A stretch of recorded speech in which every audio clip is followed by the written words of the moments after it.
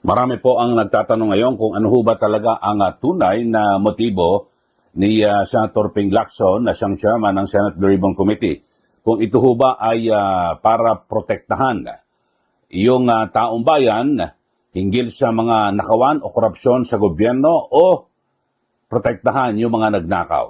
So dalawa lang yung ninakawan na taong bayan o yung nagnakaw di umano na mga politiko. So yan po ang ilan sa mga tanong ng ating mga kababayan.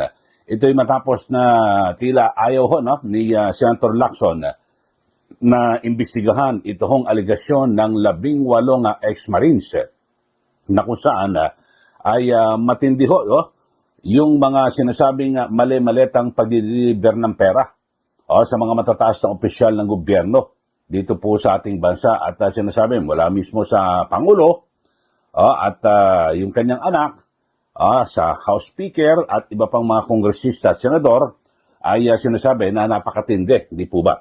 So, pero dito ho mga kababayan ay sa kanyang privilege speech, binabanggit niya na parang mahirap daw ho paniwalaan ito hong mga aligasyon ng 18 ex-Marines. Mga kababayan, at kung susumahin daw talagang ikukumpara mo sa yung 805 billion, tapos yung pagdi-deliver, mahirap daw ho. Yun nga maganda ho, mga kababayan, di ba? Senator Ping Lacson, kung napaka-imposible yung mga aligasyon na sinasabi mo, yun nga ho, mas magandang dahilan, lalo pa, na imbestigahan itong mga aligasyon na ito. Kasi nakikita mo na yung mga, parang sabi, imposible. Yung mga akusasyon Kung imposible, so maganda nga ho ito para mapatunayan sa publiko na mali yung kanilang mga aligasyon at imbento itong mga pahayag ng 18 ex-Marines. Yun ho, mga kababayan. Pero ang imbis na sinasabi niya ho, mga kababayan, imbis na yung aligasyon, ang imbestigahan, yung tao ang kanyang talagang sinisipat. Ito ho, sabi ho niya, ni Senator Ping Lacson na 10 raw sa 18 na dating Marines ay nag-deliver di umano kay Pangulong Marcos Jr., kay dating House Speaker Martin Romualdez at iba pang mga mababatas ay dishonorably discharged from service due to being absent without official leave o AWOL. Biro nyo. Sabi natin, magaan ho na kaso, AWOL. Hindi yung pumatay, hindi yung nagnakaw ng pondo sa Marines, nag-AWOL. Yun ho. At kaya ito raw ho ang pwedeng dahilan na kung saan ay questionable yung kredibilidad nitong mga sundalong ito para ikonsidera yung katotohanan at kaseryosohan ng kanilang mga aligasyon. Pero nyo, yung nag-awol lang ho, yung si yung si Commodore J. Tariela, ilang linggo na lang ho, gagraduate ho sa Philippine Military Academy. Pero siya po ay naakusahan at sinabi na nandaya sa kanyang subject. Napilitan siyang umalis. Pero ngayon, siya? Lumipat ho siya sa Philippine Coast Guard. Ngayon, katumbaso general. Alam nyo ho mga kababayan, yung mga pahayag na ito ni Senator Ping Lacson ay magiging masamang president or sa mga hinaharap na baka meron pong mga mangyari na mga malalaking krimen o korupsyon dito po sa ating bansa. Tapos meron pong whistleblower na halimbawa dating sundalo nag-awol. Baka doon siya tirahin, At bubaga sa yung kanyang kredibilidad nag-awol ka, biro mo.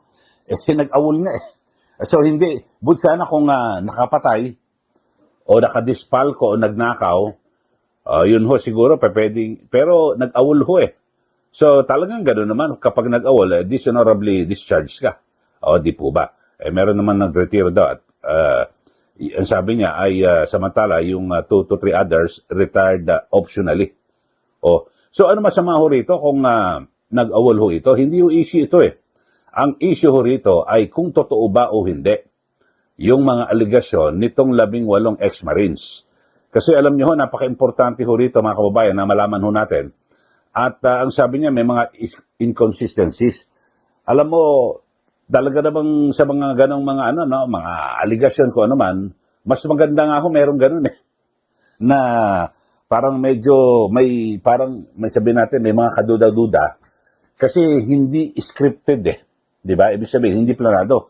Mas kaduda-duda ho mga kababayan na kapag parang wala kang halos maibutas kasi alam nyo, ang tao ganyan ho Maaring nagkamali at halimbawa, gumagawa ng affidavit, may nakalimutan, o maaring ninervyos, di po ba? May mga ganun ho, hindi perfecto Kadalasan ganyan ho. Pero pag scripted, naku, perfect ho yan. Talagang parang wala ka maibubutas sa mali. Pero alam nyo ho mga kababayan, ang pinakamainam ho rito, kung marami ho siya nakikita ang butas, huwag niyo yung kredibilidad. Kung sige, ganyan, kasama yan, di tirahin mo yan mismo sa pagdinig ng Senate Blue Ribbon Committee. Di po ba? Kasi kung ano-ano ikinakabit ng mga issue, nako, baka yan, destabilization, baka magsilbing, mukhang circus daw yung gagawin pagdinig ng Blue Ribbon Committee. Pero, alam nyo ho, mga kababayan, ang pinakamainam ho rito na gawin, talagang, di ba, para malinis yung pangalan kung yung inaakusahan, o kung hindi totoo, sinasabi mong hindi totoo at hirap paniwalaan, yung mga deliveries, yung mga maleta at sa matematika, sinasabi mo na parang mahirap, malabo. O di mas maganda, doon mo maipapahiya sila. Di ba, sa Senate Blue Ribbon Committee hearing, na mali yung inyong ginawa. O doon nyo computein, kung paano at napaka-imposible. Kasi dito ho, actually, yung mga aligasyon sa kanya ngayon at perception na parang pinoprotektahan niya ho ang Pangulo, si dating House Speaker at yung ilang mga mababatas na di umano ay nakatanggap ng mali-maletang pera. So yan po ang lumilitaw ngayon na pinoprotektahan niya. Kung kaya't tatakot siya na magsagawa po ng investigasyon yung kanyang komite. Di po ba? Pero sa kabilang banda ho mga kababayan, sa ginagawa hong ito ni Senator Lacson na parang ang persepsyon ay pagtatakip at o cover up, mas nakakasama ho ito Kasi lalo hong tumitibay sa isipan ho ng taong bayan, lalo na ho ng mga taxpayers, yung mga ninakawan, na yung mga ninakawan, hindi inidepensa, hindi inilalaban ni Lacson, kundi yung mga nagnakaw. Ganun po magiging persepsyon di po ba? So, kapag may mga ganyang aligasyon, dapat to lalong magsagawa ng mabilisang investigasyon, di ba? Para agad na makumpronta. Ano bang pinagsasabi mo? Di ba? Ito, di silipin nyo na kung ano. Kaya lang, baka naman ang sinasabi ko mga kababayan, baka may natatakot, kinakatakot. Itong si Senator Lacson na baka may mga lumabas pa na talagang malaking danyos o damage o pinsala dito po sa mga matataas na opisyal ng gobyerno. Kasi may mga binabanggit, may mga video May mga video, may mga litrato na di umano ay pag-deliver ho sa bahay ng Pangulo, sa Ilocos, may picture, kung ano man, baka mas lalo malaking pinsala. So, hindi po maiiwasan na magkaroon po ng kaisipan ang tao. Di po ba?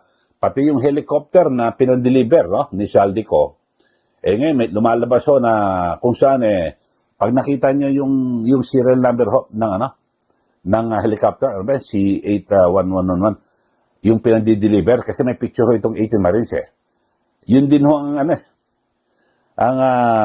may video rin ho na sinakyan ho ni Senate President Tito Soto at Senator Lacson nung sila pinangampanya.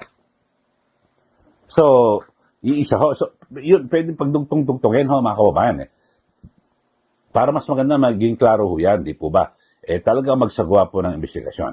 Kaya nga ito, si Senator Amy Marcos, sabi ho niya, yung kanyang resolusyon na panawagan na magsagawa po ng investigasyon dito po sa 18 ex-Marines o dating military personnel na ito ho, seryoso itong mga aligasyon. na hindi po dapat na ipagwalang bahala o wag pansinin. Yun ang pinakamatindi ho rito eh.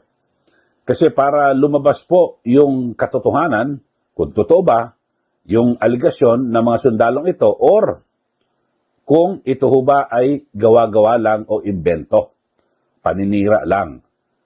So, yun ho. At mas maganda ho ito para tuldukan na ho natin itong mga aligasyon ng korupsyon dito po sa ating bansa, mga kababayan. Kasi, hanggang sa ngayon, simula nang ipinangako ho nga ho ng Pangulo na, di ba, hindi raw po magiging merry yung Christmas eh. Hanggang ngayon, mga kababayan, wala pa rin ho nakukulong na malalaking tao eh. Wala pa ho napapanagot eh. Siguro, ang pag-aakala ho nila ay lilipas din yan. Lalamig din ang issue. Mapapagod din ang tao sa mga usapin na yan, mga kababayan. So, yun ho. Marahil ang kaisipan ng mga isinasangkot dito po sa nakawang ito. Ultimo yung ICI, mga kababayan. Hanggang sa ngayon, hindi pa ho sila nakapagpapalabas ng kanilang konkretong report o komprensibo kung ano ang nangyari sa kanilang investigasyon. Wala rin ho eh. Di po ba? Tapos, ombudsman, wala pa rin humalinaw. Parang nagkakalimutan na ho mga kababayan. Akala ho nila ay pag may lumabas na ibang issue na malaki, matatabunan ho itong issue ito. Diba? Alam niyo ho, pasalamat ho tayo, lumabas ho itong 18 na ex-Marines. Kasi medyo lumalamya na ho itong issue corruption ho ito sa flood control. Wala na, lumalamya na ho mga kababayan tumatamlay na. Pero ngayon muli nabuhay. Tapos ngayon, may giyera ho sa Middle East. Baka akala ho nila ay matatabunan na ho ito. Hindi po. Tayo ho, mga kababayan, huwag ho tayong papayag na matabunan. Ito ho nga, isyong ito, na kung saan ay napakagrabe. Tapos, dalawa, pati yung impeachment. Bukod sa giyera po sa Middle East, ay abalang-abala sa impeachment ito hong mga kongresista. Di po ba? Talagang nakaka-depress at nakakadismaya. Ito pong nangyayari. Ito, tulad na lang ho ito, may binabanggit. Ito pong si dating Manila Mayor, Lito Atienza, at dating naging Deputy Speaker, diyan po sa mababang kapulungan ng Kongreso, naging buhay party list representative, ay naglabas ho siya ng mga pahayag sa nagpapatuloy na House Committee on Justice hearing. Na kung saan, ang sabi ho niya, hindi impeachment ni Sara ang gusto naming marinig, kundi yung prosecution o yung paghahabol ng mga magnanakaw sa Kongreso at Senado. Yun ang gusto naming marinig. So sabi ho yan ni dating Manila Mayor Lito Atienza at isa rin pong veteranong politiko at naging Deputy Speaker. Yun ho, mga kababayan. At ang sabi ho niya, sa parehong pahayag ay iginiit po ni Atienza na hindi dapat nakatuon lamang kay BP Sara ang sisi sa mga problema ng bansa. Akusahan nyo yung mga dapat banggitin at akusahan at hulihin at idemanda rin. Yun ho. So sabi po ni Atienza, tila nagiging sentro at umiikot lamang ang usapin kay BP Sara Duterte sa halip na tugunan ang mas malalim na problema ng bansa. So hindi Sara lang, puro Sara kayo. Sabi, Sara, parang si Sara ang sanhi ng paghihirap ng Pilipino. So yun po ang pahayag. At para po sa dating alkalde, mas mahalagang pagtuunan ng pansin ng pamahalaan ang mas malawak na usapin ng pananagutan itong tinatawag na accountability sa mga proyektong pinondohan ng pera ng taong bayan. Yun ho, mga kababayan. At ang sa huli nga, sabi niya, mabuti nandyan pa nga si Sara, may pag-asa pang bayan. So dito ho, mga kababayan, ito yung mga reaksyon ito ni dating Manila Mayor Lito Atienza. So, ngayon ho, pinakamasakmab nga ho ano ba nangyari? Dito po sa atin.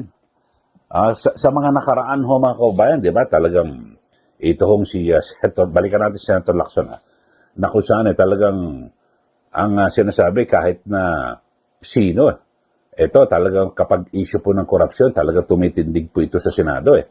Kaya nakakabalik-balik ko ito, tumakbo ng presidente, o lats, nakabalik sa Senado. Kasi parang naging tatak na ho sa kanya eh, na hindi, okay to si Lacson. Kahit na tumakbo yan sa administrasyon o saan man, pagdating sa Senado, parehas yan at walang sinisino yan. Pero ngayon, nagbago ho. Nagbago na po ngayon, mga kababayan. Meron pong aligasyon. Alam mo, pag, sa mga dati, pag ganyan may aligasyon, seryoso ho ito ha. Biro mo, Pangulo, dating speaker, mga politiko, congressman, Senate President mismo, ini-implicate. Dapat nga maging mabilis po yung pagtatawag ng investigasyon. Bakit ho? Seryoso po aligasyon eh. 'Di ba? Ikaw man, halimbawa, ay sa atin, sa mga nakikinig sa atin, halimbawa sa inyo, may tao na nag-aakusa na ganito. Seryoso ho, halimbawa, sabihin, oy, nagnakaw ka. Nandaya ka. Dahil sa seryoso yung kanyang aligasyon, at alam mong hindi totoo, anong gagawin mo? Bibilisan mo kukomprontahin mo kagad. Anong sinasabi mo? So, para mabilis na maliwanagan, di ba? Dapat, itong mga aligasyon na ito ng 18 ex-Marines, mabibigat, agad dapat kinumpronta ho. Yan, may resolusyon na sa Senado, si Senator Amy Marcos. So, seryoso yung kanilang mga aligasyon, agad na kumprontahin ng mga senador. Ano sa pamamagitan na yan? Hindi magpatawag ng investigasyon. Para pagdating nyo dyan, mismong si Senate President Tito Soto, anong sinasabi mo? Na tumanggap ako, anong katunayan mo? Sino nagsabi? Sa labing baro, ikaw? Ano mo? Ano ang basihan mo? Ano ebidensya mo na tumanggap ako ng ilang maleta? Ano ba, 5 maleta ba? Yun. Si Senator Erwin Tulfo, yung Vice Chairman ng Blue Ribbon Committee, komprontahin niya rin yung mga yan sa 18 ex-Marines. Ano ang basihan mo? Ano ebidensya mo na tumanggap ako ng pera? Sinisira niyo reputasyon ko. Di ba? Pwedeng ganon. Kaya lang baka mabaliktad ho. Ang kinakatakot, pag nagtanong na ho yung mga ilang senador na di umano ay nakatanggap, biglang maglabas po ang mga sundalo. Ito po aming ebidensya, ito po yung video, ito po yung litrato. Kaya lang baka bigla silang sila, para sila nabuhusan ng malamig na tubig o pagpawisan ng malamig. Baka yun ho, kasi ayaw ho imbestigan So tayo, kanya-kanya na ho tayong perception na mga posibilidad na mangyari, di po ba? Kayo ho, ano ang masasabi niyo rito sa ating mga kababayan? Ito yung aking tanong at pinakatitulo ho nito. Lacson, pinoprotektahan ba yung mga nagnakaw imbes na yung nagsumbong na may nagnakaw? Ayun ho. Kayo ho, ano masasabi niyo rito? Sige,